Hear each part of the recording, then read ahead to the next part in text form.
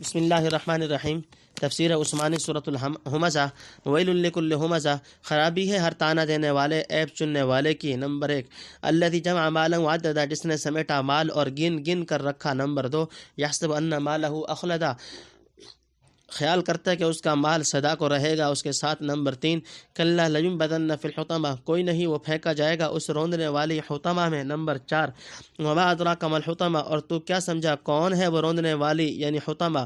نار اللہ الموقدہ، ایک آگ ہے اللہ کی سلگائی ہوئی۔ التی تطلع علی الافئدہ، وہ جھانک لیتی ہے دل کو۔ نمبر 5، انہا علیہم مؤصدہ، ان کو اس میں مون دیا ہے۔ نمبر 6، فی عمد ممددہ، لمبے لمبے ستونوں میں۔ نمبر 7۔ تفسیر نمبر 1، عیب جوئی اور طعنہ زنی، یعنی اپنی خبر نہیں لیتا، دوسروں کو حقیر سمجھ کر طعنے دیتا ہے اور ان کے واقعی یا غیر واقعی عیب چنتا رہتا ہے۔ نمبر 2، جمع مال کی مذمت، یعنی طعنہ زنی اور عیب جوئی کا منشا تکبر اور تکبر کا سبب مال ہے، جس کو ہمارے حرص کے ہر طرف سے سمیٹتا اور ہمارے بخل کے گن گن کر رکھتا ہے۔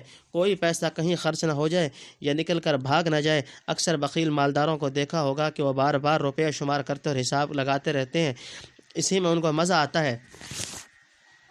نمبر 3، مال سدا نہیں رہتا، یعنی اس کے برتاؤ سے معلوم ہوتا ہے گویا یہ مال کبھی اس سے جدا نہ ہوگا، بلکہ ہمیشہ اس کو آفات ارضی و سماوی سے بچاتا رہے گا۔ نمبر 4، یعنی یہ خیال محض غلط ہے، مال تو قبر تک بھی ساتھ نہ جائے گا، آگے تو کیا کام آتا، سب دولت یوں ہی پڑی رہ جائے گی اور اس بدبخت کو اٹھا کر دوزخ میں پھینک دیں گے۔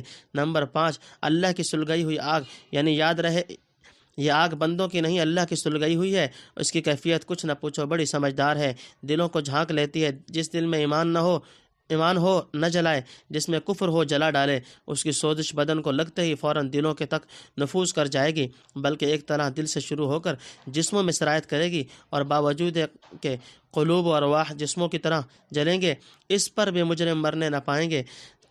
دوزخی تمنا کرے گا کاش موت آ کر اس عذاب کا خاتمہ کر دے، لیکن یہ آرزو پوری نہ ہوگی۔ اعاذنا اللہ منہا ومن سائر وجوہ العذاب۔ نمبر 6، یعنی کفار کو دوزخ میں ڈال کر دروازے بند کر دیے جائیں گے، کوئی راستہ نکلنے کا نہ رہے گا، ہمیشہ اس میں پڑے جلتے رہیں گے۔ نمبر 7، یعنی آگ کے شعلے لمبے لمبے ستونوں کی مانند بلند ہوں گے، یہ کہ دوزخیوں کو لمبے ستونوں سے باندھ کر خوب جکڑ دیا جائے گا کہ جلتے وقت ذرا حرکت نہ کر سکیں، کیونکہ ادھر ادھر حرکت کرنے سے بھی عذاب میں کچھ برائے نام تخفیف ہو سکتی تھی۔ اور بعض نے کہا دوزخ کے منہ کو لمبے لمبے ستون ڈال کر اوپر سے پاٹ دیا جائے گا۔ واللہ عالم۔ سورت اپنے اختتام کو پہنچی۔